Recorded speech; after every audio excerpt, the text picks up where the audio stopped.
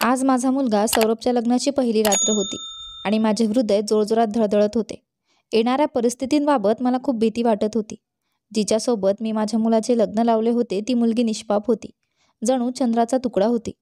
वयही अवघे 18-19 वर्षांचे होते. जेव्हा मी तिला सौरभच्या खोलीत त्याच्या पलंगावर बसवले तेव्हा माझे हातपाय थरथरत होते. माझे सगळे शरीर घामाने न्हाले होते.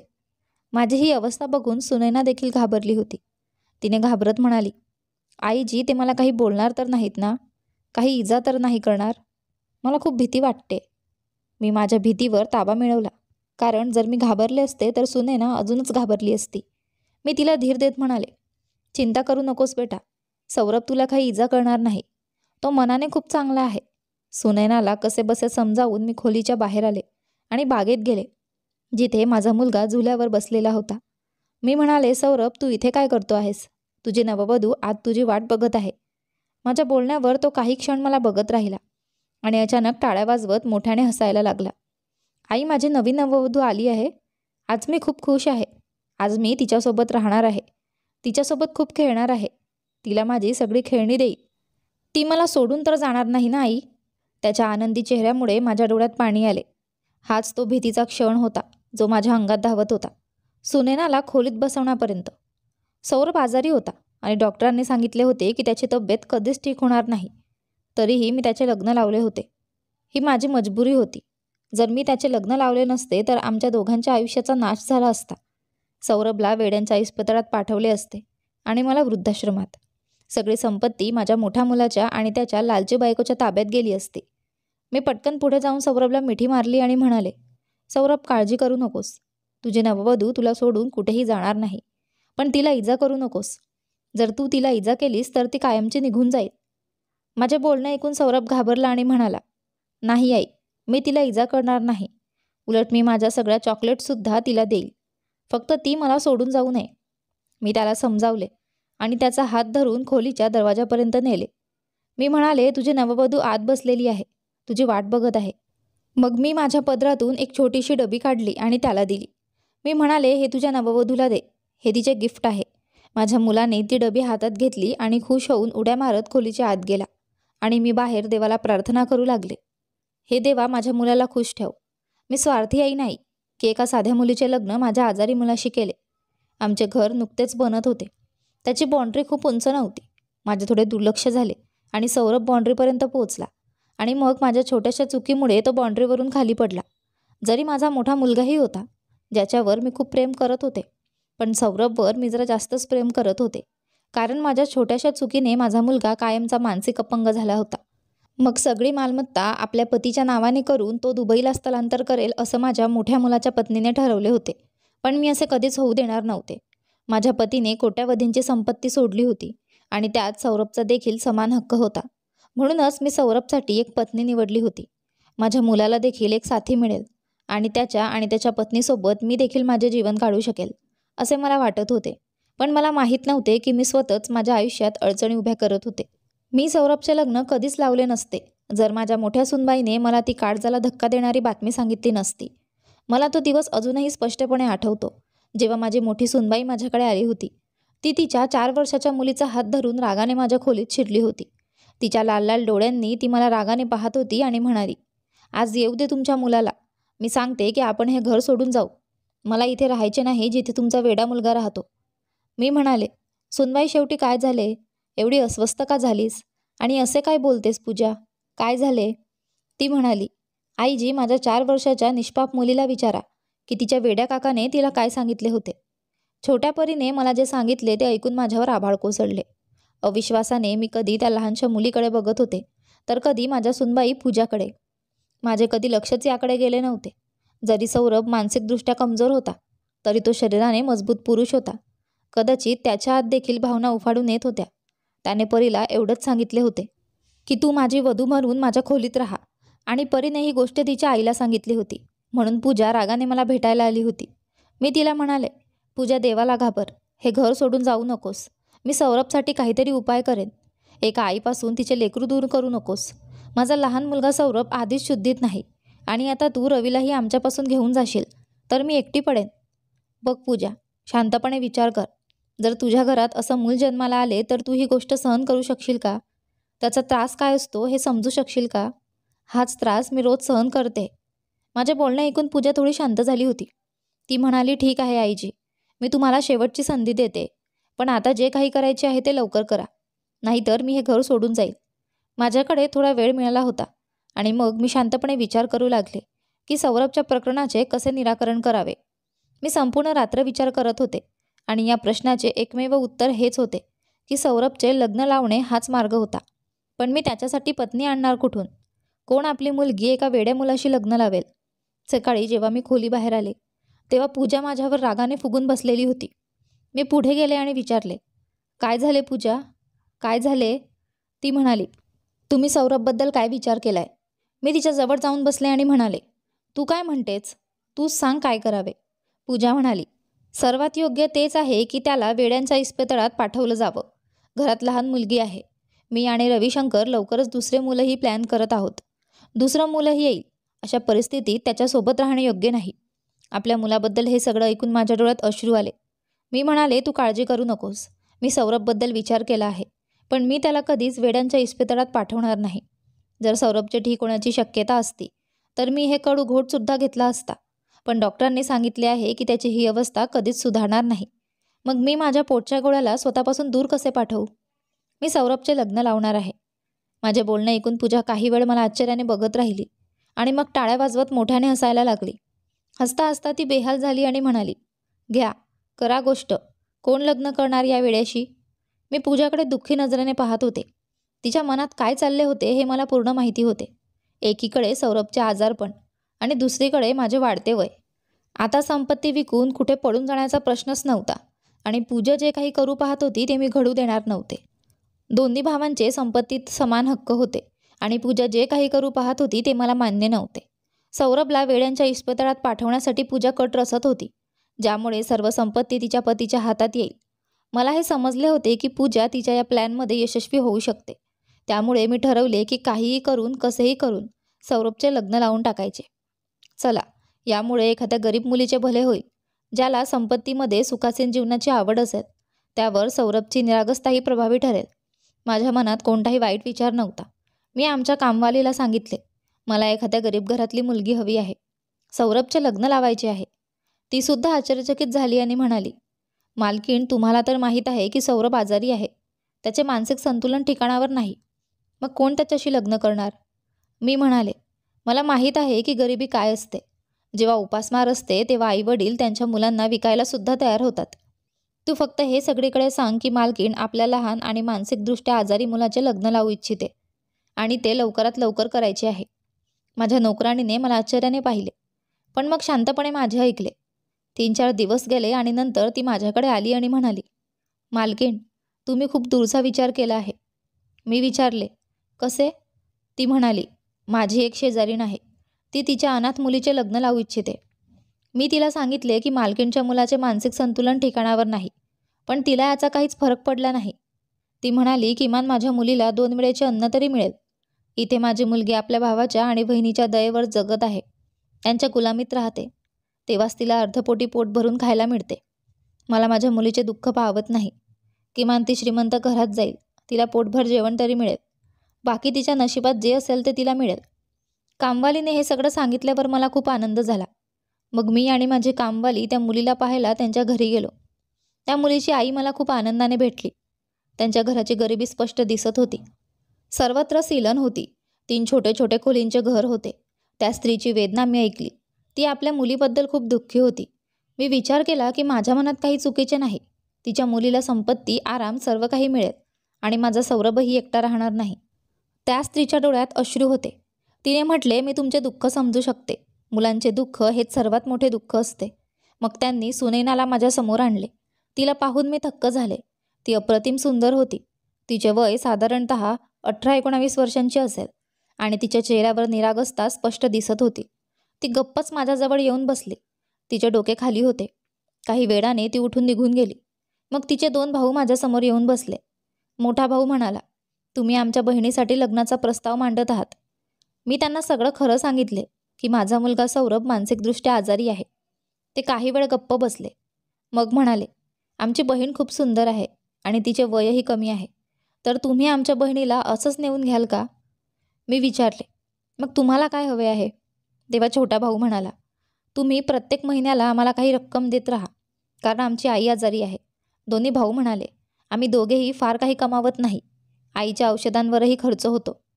मी म्हटले, हो सांगा, किती रक्कम पाहिजे? तेव्हा सुनैनाचा मोठा भाऊ म्हणाला, प्रत्येक महिन्याला 30,000 रुपये द्या आणि त्याशिवाय लग्नापूर्वी 5 लाख रुपये, ही गाडी आणि हे घर हवंय. घर सुनैनाच्या नावावर असावे, पण त्यात आम्ही राहू. त्यांच्या या मागण्या ऐकून मी शांतपणे म्हणाले, ठीक आहे, तुमच्या प्रत्येक अटी मला मान्य आहेत. याशिवाय अजून काही हवे असेल तर बिनधास्त सांगा. छोटे भाऊ हे ऐकून थोडे स्तब्ध झाले, कारण त्यांना कदाचित अपेक्षा नव्हती की मी इतक्या सहजपणे त्यांच्या सर्व मागण्या मान्य करेल. ते एकमेकांकडे पाहून म्हणाले, जर तुम्ही आम्हाला तुमच्या एखाद्या व्यवसायात चांगली नोकरी मिळवून दिलीत तर तुमचे खूप उपकार होतील. मी म्हटले, ठीक आहे, तेही होईल. 8 दिवसांनी मी माझी सून घेऊन जाईन असे ठरले. त्यांचे चेहरे आनंदाने उजळले होते, जणू काही त्यांची लॉटरी लागली होती. त्यांच्या चेहऱ्यावरचे तेज स्पष्ट दिसत होते. जसेच ते निघून गेले तसं मला त्यांच्या जाण्यानंतर एका प्रकारची शांतता वाटली, कारण सगळं ठरले होते. आज मी सुनैनाला माझी सून म्हणून घरात आणले होते. मी त्या लोकांची तोंड बंद करण्यासाठी लाखो रुपये खर्च केले होते. त्यांना गाडी दिली होती आणि एक घरही. मला माहीत होते की ते लोभी आहेत आणि या लालसेमध्ये ते कधीच आपलं तोंड उघडणार नाहीत. पण मी आतून घाबरलेली होते. मनातून फक्त हेच प्रार्थना करत होते की ही रात्र शांततेत जाऊ दे. सकाळी प्रकाश पसरताच मी धावत बाहेर आले आणि दरवाजावर ठोठावले. सुनैनाने दरवाजा उघडला, पण तिची अवस्था पाहून माझे हृदय दडपले. तिच्या संपूर्ण शरीरावर निळे डाग होते. हे सगळं पाहून मी खूपच घाबरले होते. सौरभ मात्र बिनधास्त झोपलेला होता. सुनैना माझ्या मिठीत येऊन फुटून फुटून रडू लागली. मी तिला घट्ट मिठीत घेतले आणि बाहेर आणले. माझ्या मनात खोलवर अपराधाची भावना निर्माण झाली होती. मी स्वतःला विचार करत होते, मी माझ्या फायद्यासाठी आणि मुलाच्या सुखासाठी त्या निरागस मुलीचे आयुष्य नासवले का? मी तिला सांभाळत म्हटले, सुनैना स्वतःला सांभाळ, हळूहळू सर्व ठीक होईल. माझ्या या शब्दांवर तिने मान हलवली आणि स्वयंपाकघराकडे निघाली. ती सर्वांसाठी नाश्ता बनवू लागली. तेव्हा मी तिला थांबवले आणि म्हटले, हे सगळं काम तू नाही करणार, यासाठी नोकर आहेत. तू फक्त आराम कर आणि स्वतःची काळजी घे. माझे बोलणे ऐकून सुनैना थोडीशी आनंदी झाली, पण रात्री तसंच घालवणं सुरू होतं. सौरभला मी वारंवार समजावत होते, तू तिला मारशील तर ती तुला सोडून जाईल. सौरभ शांतपणे माझ्याकडे पाहत म्हणायचा, आई मी तिला मारत नाही. जर मी तिला मारले तर ती माझ्यावर रागावेल ना. मी तिला फक्त थोडं घाबरवतो, पण तीसुद्धा माझ्यावर राग करते. तरीही मी तिला काहीच म्हणत नाही. त्याच्या या बोलण्याने माझे मन उदास व्हायचे. पण दुसऱ्या दिवशी तेच घडायचे. सुनैनाच्या शरीरावर निळे डाग असायचे. तिची अवस्था वाईट व्हायची. मी खूपच त्रस्त झाले होते. हळूहळू 2 महिने निघून गेले. एके दिवशी मला जाणवले की सुनैनाची तब्येत वेगळीच वाटत होती. ती काहीही खायची तर उलटी करायची. चालताना तिला असं वाटायचे की ती आता पडेल. माझ्या मनात एक विचित्र आनंदाची लहर पसरली. मी तिला डॉक्टरकडे घेऊन जाण्याचा निर्णय घेतला आणि मग डॉक्टरने जी बातमी दिली त्याने माझे सगळे जग उजळून निघाले होते. मी आजी होणार होते. मी सुनैनाला आनंदाने मिठीत घेतले. सुनैना, सौरभ तुझ्याजवळ आला होता का? मी हळूच तिला विचारले. तिला अजून आपले डोकं खाली घालून गेली. त्या क्षणी मी सौरभ आणि सुनैनाच्या कपाळावर प्रेमाने चुंबन घेतले. यानंतर मी सुनैनाची खूप काळजी घेऊ लागले. तिला माझ्याजवळच झोपवायला सुरुवात केली, जेणेकरून सौरभ तिच्या बाळाला काही हानी पोहोचवू नये. पण सौरभ खूपच त्रस्त होऊ लागला. तो म्हणायचा, माझ्या पत्नीला माझ्याजवळ ठेवा, ती माझ्या खोलीत का झोपत नाही. पण मी त्याला कसंबसं समजावत राहिले. अचानक सौरभच्या आरोग्यात चमत्कारिक बदल होऊ लागले. त्याची स्थिती पूर्वीपेक्षा खूपच चांगली होऊ लागली होती. सौरभच्या या बदलांनी मी आश्चर्यचकित झाले होते. एके दिवशी जेव्हा मी त्याला डॉक्टरकडे घेऊन गेले, तेव्हा डॉक्टरने जे सांगितले त्याने माझ्या आनंदाचा पारावार नव्हता. डॉक्टर म्हणाले, तुमच्या मुलामध्ये चमत्कारिक बदल होत आहेत. मला वाटते जर हे असेच चालू राहिले तर तो लवकरच पूर्णपणे बरा होईल. मी सौरभला घेऊन घरी आले, पण घर अगदी रिकामे रिकामे वाटत होते. मोठी सून आपल्या माहेरी गेली होती. तिच्या भावाचे लग्न होते आणि ती 8 दिवसांपूर्वीच माहेरी गेली होती. पण निदान सुनैना तरी घरी असेल असं मला वाटत होते. पण जेव्हा मी तिच्या खोलीत गेले तेव्हा खोलीची अवस्था पाहून माझे हृदय धस्त झाले. सुनैना देखील घरात नव्हती आणि खोलीची अस्ताव्यस्त अवस्था पाहून माझे मन खूपच बेचैन वाटले. घाबरून मी तात्काळ सुनैनाच्या खोलीत गेले. तिथली परिस्थितीही वाईट होती. घरातली सगळे दागदागिने आणि रोकड गायब होती. त्याचवेळी माझी नजर टेबलावर ठेवलेल्या एका पत्राकडे गेली. मी थरथरत्या हातांनी ते पत्र उचलले आणि वाचायला सुरुवात केली. जेव्हा मी ते पत्र वाचले तेव्हा असं वाटले की जणू माझ्या पायाखालची जमीन सरकली आहे. ते पत्र सुनैनाचे होते. त्यात लिहिले होते, मम्मीजी मी हे घर सोडून चालली आहे. मी तुमच्या पागल मुलासोबत आता अधिक काळ राहू शकत नाही. हे जीवन नाही जे मी माझ्या स्वप्नात पाहिले होते. माझ्या भावांनी लालसेपोटी माझी सगळी स्वप्न तोडली. तुमच्या दाखवण्यासाठी मी सौरभसोबत एका खोलीत राहत होते, पण कधीही त्याला जवळ येऊ दिले नाही. सौरभ निरागस आहे. त्याने मला कधीच काही त्रास दिला नाही. उलट मी स्वतःच माझ्या शरीरावर असे निशाण तयार केले होते, जेणेकरून असे वाटावे की त्याने मला मारले आहे. हे सगळं मी फक्त यासाठी केले कारण मी दुसऱ्या कुणावर प्रेम करते आणि त्याच्याशी लग्न करू इच्छिते. माफ करा. जेवढे दिवस मी या घरात होते तेवढे दिवस मी फक्त दुःख आणि तणावातच घालवले. म्हणूनच जातेवेळी मी तुमच्या घरातील सगळे दागिने आणि पैसे घेऊन चालली आहे, कारण मला आता त्यांची गरज भासणार आहे. आणि हो, अजून एक गोष्ट, मी सौरभच्या बाळाची आई बनणार नाहीये. ते सगळे एक नाटक होते. मी डॉक्टरला देखील भावनिकरित्या फसवले होते. तोही माझ्या बोलण्यामध्ये आला होता. हे पत्र वाचून मी धाडकन सोफ्यावर कोसळले. जेव्हा सौरभला हे सगळे कळाले तेव्हा तो फुटून फुटून रडू लागला. तो माझ्या मांडीवर डोकं ठेवून सिसकत होता. आई, माझ्या वधूला कुठून तरी घेऊन ये. मी तिच्याशिवाय राहू शकत नाही. माझी वधू मला परत दे. सौरभच्या डोळ्यात अश्रू होते आणि माझे हृदय विदीर्ण होत होते. मी त्याला समजावण्याचा प्रयत्न केला. सौरभ, तुझी वधू चांगली नव्हती. पण सौरभने अश्रूंनी भरलेल्या डोळ्यांनी म्हटले, नाही मम्मी, ती वाईट कशी असू शकते? ती वाईट असली तरी मला ती आवडते. त्याच्या या निरागसतेने माझे हृदय तुटले. मी सौरभचा हात धरून विचारले, सौरभ, काय झाले होते? त्याने उत्तर दिले, ती मला ओरडायची. मला जवळ येऊ देत नव्हती.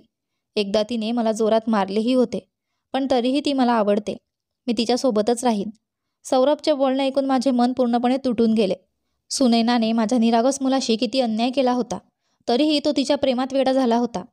मी स्वतःवरच राग व्यक्त केला की मी कशी त्या मुलीवर एवढा विश्वास ठेवला, तिला आपले मानले. पण कदाचित ही देवाची शिक्षाच होती की ती आम्हाला सोडून गेली. हळूहळू सौरभची अवस्था पुन्हा बिकट होऊ लागली होती. तो आधीप्रमाणेच विचित्र वागू लागला होता. महिनोमहिने हेच सुरू होते. एके दिवशी जेव्हा मी सौरभला इस्पितळातून घरी नेत होते, तेव्हा मी इस्पितळाबाहेर काही भिकाऱ्यांना पाहिले. मी त्यांची मदत करण्यासाठी त्यांना पैसे देऊ लागले आणि त्याचवेळी एका मुलीवर माझी नजर गेली, जिने चेहरा चादरीने झाकलेला होता.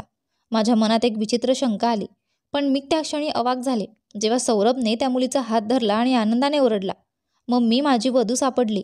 त्याने तिचा हात घट्ट धरला होता आणि वारंवार विचारत होता, तू मला सोडून कुठे गेली होतीस? मी घाबरून म्हणाले, सौरभ, काय करत आहेस? सोड तिचा हात.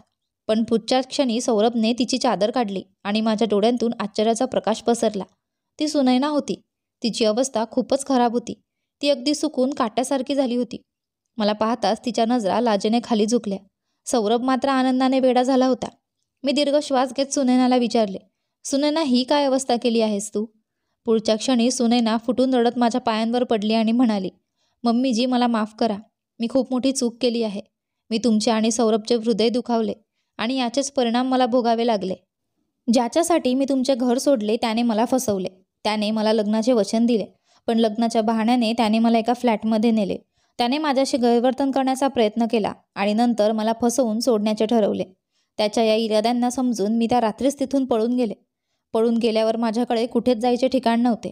एका भिकारीण बाईने मला आधार दिला आणि मी तिच्या झोपडीत राहू लागले. आता मी सुद्धा तिच्यासोबत भीक मागून पोट भरत होते. सुनैनाची अवस्था ऐकून माझे मन पाझरले आणि मी तिला घरी घेऊन आले. माझ्या मुलासाठी मी तिला माफ केले. यावेळी सुनैना प्रामाणिकपणे या घराला आपले घर मानू लागली आणि सौरभला आपला नवरा मानू लागली.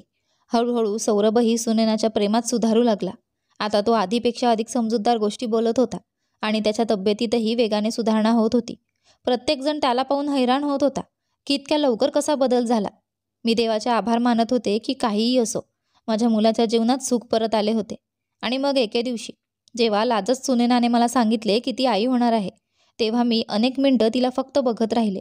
तिच्या डोळ्यांतून अश्रू आले. ती थरथरत्या आवाजात म्हणाली, मम्मीजी, यावेळी मी खोटे बोलत नाही. आणि मी पुढे जाऊन तिला मिठीत घेतले. मी जाणवले की तिच्या डोळ्यात खरंच सत्याची चमक होती. सौरभही ही बातमी ऐकून खूप आनंदी झाला.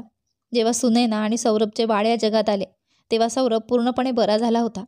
सौरभने पुढे जाऊन आपल्या मुलाला उचलले आणि प्रेमाने त्याच्या कपाळावर चुंबन दिले. त्याच्या डोळ्यांतून आनंदाचे अश्रू वाहत होते.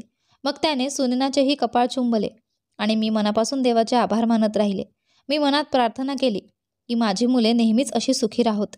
मित्रांनो, आजची आपली कथा तुम्हाला कशी वाटली हे नक्की सांगा. आवडली असेल तर कृपया लाईक करा. रोज एक नवीन कथा ऐकण्यासाठी आमच्या चॅनलला सबस्क्राईब करा. भेटूया मित्रांनो पुढच्या एखाद्या नवीन कथेच्या सोबत. धन्यवाद.